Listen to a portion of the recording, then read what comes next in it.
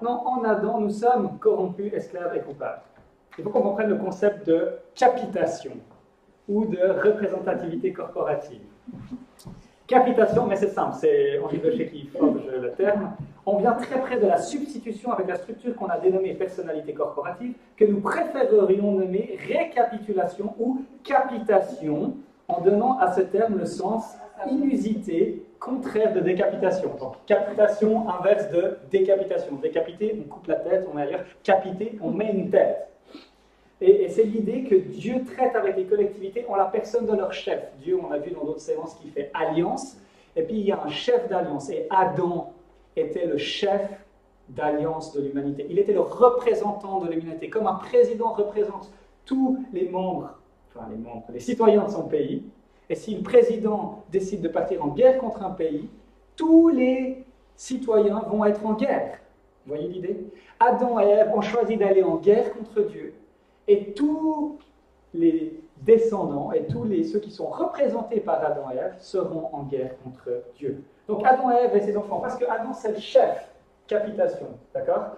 Il est dans le jardin d'Éden, ça veut dire que tous ses enfants, ils vont être où? Dans le jardin d'Éden.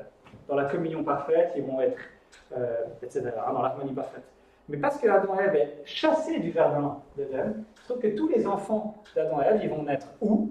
Hors du jardin d'Éden, puisque Adam et Ève sont chassés du jardin d'Éden. Et c'est ce qui se produit. Donc, on a là le concept de capitation, et tous les êtres humains, on est en Adam. Dieu traite avec nous dans cette alliance avec Adam. Et on est tous, on va tous naître en dehors du jardin. Et parce qu'on va naître hors du jardin, on va naître en guerre contre Dieu. On va naître en étant corrompus, c'est-à-dire qu'Adam et Ève, ils aimaient naturellement Dieu, et nous, on va détester naturellement Dieu.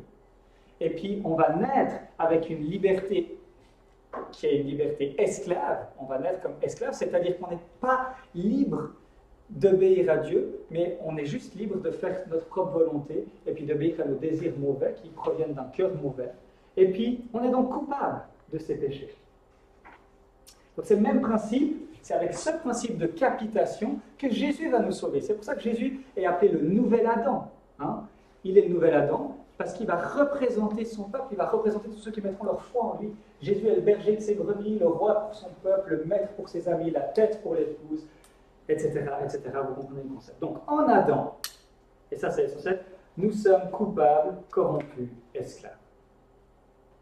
Et ça veut dire que dans la vision chrétienne, on est créé en l'image de Dieu, mais on est totalement corrompu. Et puis, le fait qu'on est créé en l'image de Dieu explique bien que tous les êtres humains désirent faire le bien d'une certaine manière et sont capables parfois de faire des choses plus ou moins bonnes, ou en tout cas en accord avec la volonté de Dieu. Et le fait qu'on est totalement corrompu par le péché explique bien le fait qu'on est capable des plus grandes atrocités qui soient.